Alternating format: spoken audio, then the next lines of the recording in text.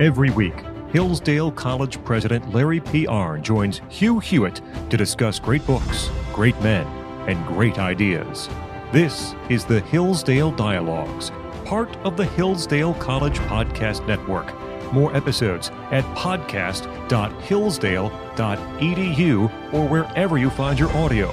Also at the Hillsdale College Podcast Network, check out the Radio Free Hillsdale Hour, the Hillsdale College K-12 Classical Education Podcast, The Larry P. Arnn Show, and more, all at podcast.hillsdale.edu. Morning glory, America. Bonjour, hi, Canada. I'm Hugh Hewitt. That music means it is the Hillsdale Dialogue, the last radio hour of the week for almost a decade now of the Hugh Hewitt Show has been the Hillsdale Dialogue with one or more members of the Hillsdale College faculty or leadership joining me. This week, Dr. Larry Arnn is back as we continue our march through world crisis, the world crisis which Winston Churchill wrote in the 20s about World War I. And this, we've finally gotten to 1917. But before I go to 1917, I have to point out, Dr. Arnn, he took 2 volumes to get from the beginning of the war in 1914 to 1916. Then he ran through 1916, 1917, and 1918 in 1 volume. What does that tell you about those 3 years versus the first 2 years? 2 things. First is you have to establish the story, and that takes some time. What is this war about? How should we think of it, right? So a lot of the first volume is consumed in that. And the beginning of the second volume, that's when he's poised, when the second volume comes, to explain these massive battles that took most of the British and French casualties. And so he lays that out in the first part of that second volume. And then after that, they're slugging it out in the trenches. And the details are important, and a lot was learned. Most of it, by the way, most of the lessons they learned about how to conduct trench warfare with the weapons that existed at that time, they're not relevant anymore, right? The abiding things, the things that are of lessons that we could learn from today, are congregated more in the beginning and at the end of this volume. Oh, you're right. Although our friend Senator Cotton likes to point out that the Ukraine war with Russia has proven again that you can't ever get rid of infantry, that you need infantry. No matter what the Navy says or the Air Force says, you're still going to need a man with a rifle or a shoulder-fired rocket to win a war. And we kind of have trench warfare back in Ukraine, don't we? Yeah. Well, it's, it matters so much apart from that. I think it's true. I think the good senator is correct that there'll always be infantry, alas. What do you do with them depends on the circumstances very much. And that's the part that's passed away, right? In other words, the lesson that to overcome entrenched positions, there was one British general who got this earlier. Monash was his name. He was Australian, actually. And what he figured out was you have to overcome the mechanical defenses of the enemy with mechanisms, not with infantry, not with bare-breasted soldiers. They march in after you've done that. And he had, relatively speaking, much more success than most because he would do that. He would get all his artillery lined up, and he was very quick to embrace the tank. And he figured out a way to assault with all those mechanical means against those mechanical defenses that were killing all the British soldiers. And so that's a lesson, right? And that's an abiding lesson. If you think, there's a doubt about this in the ideology that prevails in the world today, but if you think that your citizens are the most precious thing and you're supposed to protect them, then that lesson is universal, eternal. And he got that. Most didn't. I want to read the beginning of this chapter for people so they understand how weighty it is. The beginning of 1917, Churchill writes, was marked by three stupendous events: the German declaration of unlimited U-boat war, the intervention of the United States, and the Russian Revolution. Had Russia lasted 2 months less, had Germany refrained for 2 months more, the whole course of events would have been revolutionized. In this sequence, we discern the footprints of destiny with a capital D. Does he mean God there, Dr. Arnn? So the theology of Winston Churchill. Churchill believed that God intervened not very often. He had set up a wonderful structure. He says once about miracles. He sort of thought like C.S. Lewis about them. They need to be rare or you couldn't see them. Because if it was all miracles, there wouldn't be a pattern of things for there to be exceptions to. And so, yeah, Churchill thought like that. But he believed that, in the end, he writes things like this often, including in that terrible and wonderful chapter about the Somme. He says that the British soldiers believed that Britain was going to win, with people being killed all around them and they being wounded commonly, and the terrible atmosphere of that First World War.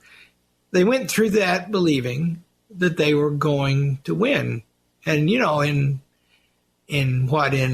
April of 1918, the Germans, we'll get to that, had launched their final great offensive. And it moved a lot. It got within 100 miles of Paris. There was a point or two where they had a special field gun on a railway carriage that could shell the outskirts of Paris. And they looked overwhelming. And Churchill says they all believed at that moment that the British were going to win. They didn't necessarily believe they were going to see it, but they believed that was true. That's destiny. And I want to remind people, we're not talking about the Nazis here. We're not talking about the SS or the Wehrmacht. We're talking about cousins. The King of England and the Kaiser of Germany are cousins. This is a cousins' war, and it's so enormous. It's absolutely unbelievable when people stop to meditate upon it after 100 years. The scale of this and the stupidity of some moves. One of those being Admiral Tirpitz deciding to launch unrestricted submarine warfare on the United States against the ancient custom of the sea, which Churchill writes about at length. He had been first Sea Lord and would be again. And he doesn't think the Germans quite understand that. But he also seems to intimate that the Germans don't really get the Americans either. Did you pick that up? No. There's a wonderful, it's in this chapter, I'll try to find it. There's a wonderful paragraph where Churchill writes about the strength of America and how people didn't understand that in Germany for sure, but also in Britain. Let me see if I can find it, the word. I will do a search for the word. Well, on page 164, he talks about our political system throwing up people who are not scarred by politics, but also who are a mystery. I'm not sure he's liking Wilson much here. Still more, was he a mystery to the world at large? He was a party man. He would have been greatly helped in his task if he had reached a definitive conclusion wherein the European struggle the right lay, but step by step he was brought in. This is not a tribute to Woodrow Wilson by any means, but it's a tribute to America, I think. Well, Churchill thought that the British Constitution, so first of all, he writes very strongly about Wilson negatively in the last book of this story. But he thought Britain had an advantage in that the government was always united, as to say, there was always a majority for the policy of the government, or else the government would fall. He thought we had an advantage that there was a clear commander-in-chief. And he actually set out in his life first to reform the British government several times to get that advantage, and also to get the advantage of separation of powers, which the British have less of than we. But second, in this in the Second World War, he was the commander-in-chief, and he set that up by making himself Minister of Defense. And that meant that when they tried in 1942 to force him, there was a move in the parliament to force him to step down as Minister of Defense. Don't tell us the end of that, Dr. Arnn. Hold on to that. We'll come back to that move that they tried in 1942, I guess, to try and force Churchill out of the Ministry of Defense. We'll be right back with Dr. Larry Arnn, all things Hillsdale at hillsdale.edu. All of our Hillsdale Dialogues at hughforhillsdale.com. Hillsdale College is a small, Christian, classical liberal arts college that operates independently of government funding, and we want you or your son or daughter to apply. At Hillsdale, students grow in heart and mind by studying timeless truths in a supportive community dedicated to the highest things. Hillsdale College costs significantly less than other nationally ranked private liberal arts colleges and receives regular recognition as a best value, and nearly all students receive financial aid. Our robust core curriculum, vibrant student life, and 8-to-1 student-to-faculty ratio make for an education like no other. For more information or to fill out an application, visit hillsdale.edu/info. That's hillsdale.edu/info.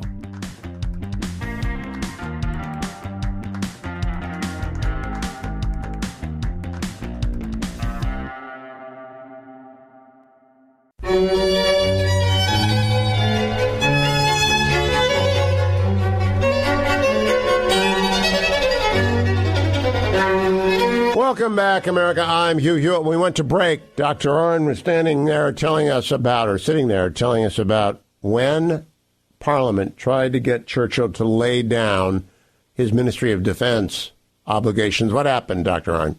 He is doing too much. And he stood up and said, after the first speaker, Sir Roger Keyes, who was a naval hero who came in his uniform that day and who had risen to prominence under Churchill's when he was First Lord of the Admiralty in this First World War. He was at the Battle of Jutland. He said, the House may have all my jobs on any days. It may not have one of them. You know, I am reminded right now, 8 months into this terrible war that Israel finds itself in, they have a coalition government.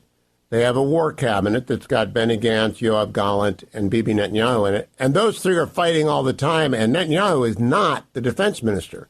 And the defense minister is Yoav Gallant, and Benny Gantz ran the IDF. And it's a little unclear to me who gets the final word there, which I think is a salute to Churchill's foresightedness in insisting upon the defense minister portfolio at the same time he was prime minister.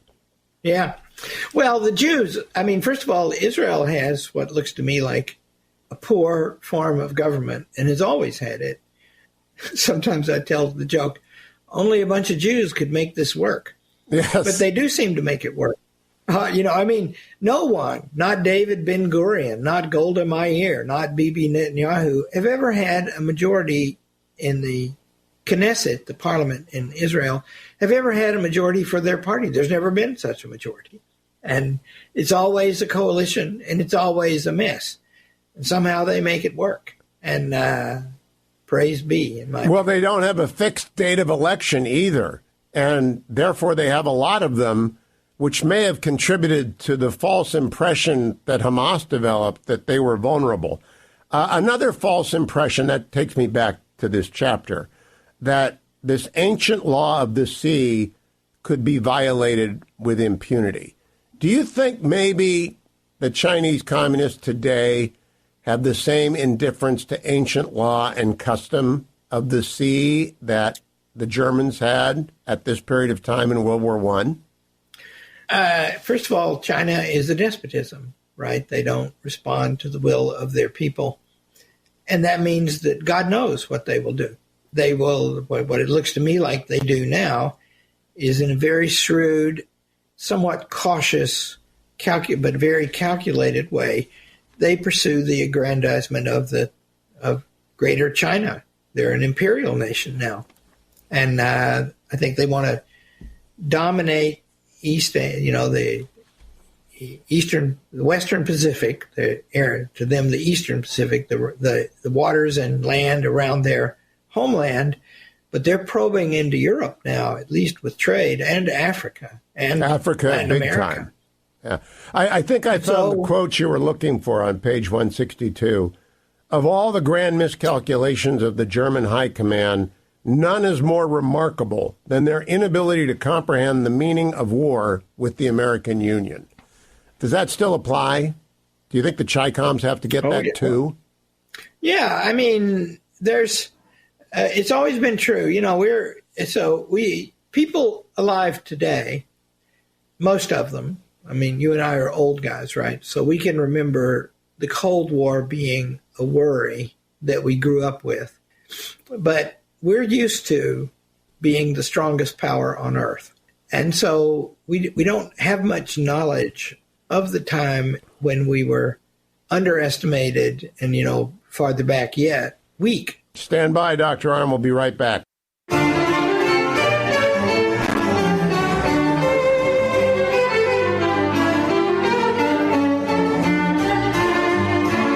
Welcome back, America. The Hillsdale Dialogue underway. All things Hillsdale at hillsdale.edu. Our prior Hillsdale Dialogues are collected at hughforhillsdale.com. We're talking about Churchill in America and when he first got here with Dr. Larry Arnn, president of Hillsdale College. Doctor? Churchill came over here the first time in 1898, I forget. And he was so impressed and just loved the place and learned a lot from an American politician named Bert Cochran. And so Churchill had a very high estimation of us. And also, we Americans lived back then, and to some extent still live, very rugged lives. And one of the things that, we're talking about the difference between the French and the American Revolution. And I said the conditions were different. Here's a condition. There was no aristocracy in America. Instead, what there was the idea that if you work, you can have some land. You might have to go west to get it. You might get killed out there. And, but there's land, and you can set up independent on your own and raise your family and make a living. And that means the freest economy in human history has been here. And what do you learn in a free economy? You learn to compete, because there's always lots of people trying to do better than you. And you learn to cooperate. And it doesn't need to be your brother-in-law that you cooperate with. Anybody who's a potential customer or a supplier is in potential a friend of yours. And that has influenced our armies very much. We've been very good at figuring out on the ground how to fight. And sometimes the generals find out later what's been figured out. Yeah, Dr. Arnn, until Vietnam, and it began to change after Vietnam, almost the entire American military had come either from the frontier, the farm, or the factory. There was a military professional class of officers, mostly Scots-Irish. James Webb wrote a great book about this, where they come from, and it's the fighting Scotch-Irish, whether they were from Scotland or from Ulster, that made up the early American officer class. But generally, our general infantry, our draftees, came from frontier farms and factories, and they had a particular character. I'm not sure we still have that. And Jonathan Haidt has just written a book called The Anxious Generation about parents who overparent and overprotect children outdoors and underprotect children on the internet. What's your assessment of that quickly before we go back to Russia? Well, yeah, I worry about it, but we don't know. I'm in a world surrounded by dutiful kids and dutiful parents, and that's a very good world to be in. And those kids and parents thrive. And we don't know, it's a question about the weight of that, how many are like that and how many are busted up and broken. And I don't think it's possible to know the answer to that. I agree with that. But 2 weeks ago, when I brought up parents of Jewish kids who are not going to send their kids to Ivy Leagues, and they brought up network benefits, I said, well, the real network benefits now are at Hillsdale because they're running Washington, D.C. I'm not sure how they're doing in Hollywood, but they're running in Washington, D.C. And the network benefits are there, but it's got to get bigger faster. We need more Hillsdale people, Dr. Arnn. Yeah. Well, how fast can you grow? It's like building an army, isn't it? First of all, a college is a very special kind of thing, and it's important for people to know each other in it. And that means there's an upward limit to the size of Hillsdale College. And I don't know, we're not there yet, but we're growing. The second thing is charter schools is a great thing, and we got more than 100 of them. And those are little academic communities, and they radiate all over the towns where they operate and cities where they operate. And that's a great thing, right? And we have 4 million online students now. That is remarkable. Let's go to talk those about Ivy League Russia. colleges are small. Hugh, those Ivy League colleges are small, by the way. And they're falling apart. I've got to tell you, that's a different conversation. I have now advocated with a number of our serious Republicans that in the platform there be a complete ban on federal funding for any college with an endowment of $5 billion or more. It might be $1 billion. And I'm advocating for a cutoff of all federal money for any state that does not have a robust school choice program. Because unless we change education in America, we really don't have a chance. Education in That's such a good idea. They're taxing college endowments while they're giving money to colleges. And there's actually only one college in America that is close to being subject to the tax that doesn't take the money from the government, and that would be Hillsdale College. Yeah. Instead of taxing them and subsidizing them, why don't they just cut back the subsidizing of them? That's it. Just say, look, you've got $5 billion or $1 billion. You've got so much money. We're not giving you any money until you spend it. You want to build a new particle reactor? Build one, but we're not going to give you the money to do it because you've got it. You are a college that's attached to a hedge fund. Don't get me started. Can I go back to Russia? I don't understand. Go ahead. I don't understand the finances of the Ivy League colleges and never will, but I expect they've got a very great deal of overhead. And if they do, and it's not, I hear stories that make me suspect that it's not focused on the students exactly. And so one thing they could do because I read that Harvard gets $800 million a year or something like that from the federal government in addition to the student loans. So the point is, if they organize themselves to be a really great undergraduate and graduate education institution, but mostly undergraduate, that would be good probably, and they might be more economical. But I don't know. I don't know enough about that and never will. Well, I know that $50 billion means you shouldn't be getting my tax money. Let me go back to Russia in this chapter, because on page 160, Churchill writes, quote, "Surely to no nation has fate been more malignant than to Russia." That's a sweeping statement. What do you think he means by that? Is he talking about the Russian Revolution? Is he talking about communism? Is he talking about winter? Well, we shouldn't lose sight of the fact that Russia fought very well for 3 years for the cause of the West in the First World War. And they made enormous sacrifices. And the Tsar, was not a good ruler, right? And he paid the price for it. Nicholas and his II. Children, too. Yeah. But they were in there pitching right to the end. Indeed, one of the things for which Nicholas II is faulted is that when the revolution, stirred up by the Germans, mind you, by German intelligence, who put Lenin and his friends into Petersburg to destroy the Russian state, when that was brewing in Petersburg, the Tsar stayed at the front and didn't transfer troops to Petersburg. And we know that there were serious problems in Russia because they erupted. And we know that Brusilov, who might have been their greatest general, that he was against the revolution at this time. But because he thought we have to win this war first, right? But he also thought that the revolution was good, and he later joined the Bolsheviks. So he is a hero to both the Tsarist regime and the Bolsheviks. And that means that in Russia, there were serious problems that some of the finest and most capable Russians were discarding their loyalty to the Romanovs. And that's partly because the Romanovs were not doing a very good job, right? I mean, what happened to the British monarchy?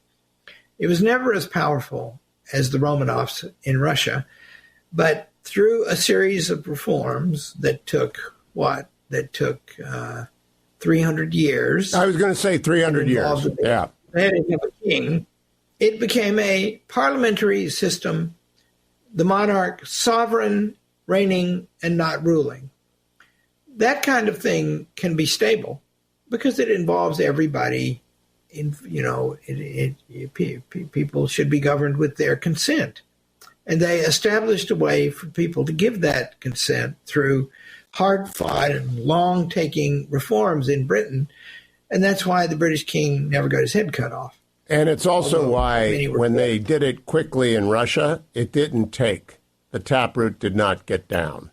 And the tree of representative government fell over in the first wind. I want to close this hour, Dr. Arnn, by reading two sentences that I think echo for those who've been listening to this dialogue for a long time. Dr. Arnn has been saying for 6 years, fundamental things are afoot in the United States. Before Trump won, one of the few people who thought Trump might win in 2016 was Larry Arnn, because he kept saying fundamental things are afoot.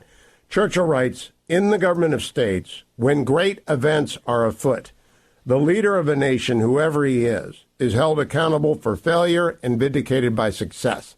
No matter who wrought the toil, who planned the struggle, to the supreme responsible authority belongs the blame or credit for the result. That's true. It's also dangerous for a president of a college, isn't it? Oh, yeah. Well, I don't own this job, and it's gone pretty well for a long time, but we'll try to have a good year next year. The demands of the job are the same every year, regardless whether I've been doing it a long time with success or not. And that's right, because it isn't my job, it's a job. And so Joe Biden faces the American people. Again, this is the first time we have lived through this, you and I. A former president and a current president have two records to compare, and they are accountable for the results that they brought. I think Donald Trump wins that comparison fairly handily. Yeah. It depends on what you value, right? If you want a revolutionized society that embarks on a brave new world on entirely different principles than the ones we've had, and you want the forms of government to continue to be revolutionized so that they don't work the same way, then that's one guy. And if you want the original things restored in some way or another, that might be the other guy. And I think that's fair. It is very fair, and also fair all of the other Hillsdale Dialogues at HughforHillsdale.com. We'll come back with Dr. Arnn, talk a little bit more about that in 10 seconds. Stay tuned. I'm Hugh Hewitt. That's Dr. Arnn. We'll be right back. Hey, it's Scott Bertram, and I've got a challenge for you today. Become a better educated American citizen. And to help you do just that, we at Hillsdale College have our free online courses available for all who wish to learn. Our challenge? Take just one of our courses. There are so many to choose from. You can discover the beauty of the Bible and the Genesis story, study the writings of C.S. Lewis, or explore the true meaning of America in Constitution 101. We have dozens more to choose from, and all these self-paced free courses feature Hillsdale faculty and scholars, many you've heard on this podcast. So visit hillsdale.edu/course, COURSE, and pick one of the more than 30 free Hillsdale courses. I hope you'll accept my challenge. Pick whichever course you like and become a more educated citizen today. Go to hillsdale.edu/course, COURSE. That's hillsdale.edu/course.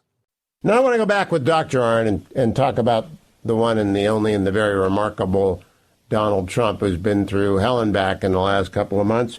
But he never stopped campaigning to the extent the judge would allow him. And I think when I looked at the crowd, you had 107,000 people in the middle of a criminal trial that's staged in New York 3 weeks ago. And I thought to myself, who are these people that are coming out by the tens of thousands on a weekend Saturday morning, 6 months from the election, to cheer a guy who's spending 4 days in court?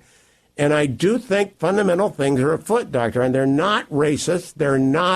They don't hate anyone, but they do kind of want back what they thought the country was, which was free and strong. I think that's the succinct summary. Yeah, I think that phenomenon is, one has to think back to the Lincoln-Douglas debates. They turned out to the maximum size a crowd could be and hear without amplification, which Ben Franklin measured at 30,000 one time when George Whitefield, he paced it off, yeah. Okay. I think that's right. I should correct something, by the way. I said that the British didn't cut off their king's head, but it turns out I'd already said once that they did one time. Yes. But that was a long time ago, and then they didn't have to do it again. But we have a Charles on the throne now. I hope he's not going to repeat history. Probably not. This mess that we're in, which is, very worrisome and not precedented in modern times at least, we don't know how this is going to come out because the facts, of course, are in both directions all the time. Millions of new people, are they going to vote? Who knows? 107,000 turning out to hear a speech by somebody who wants to stop that.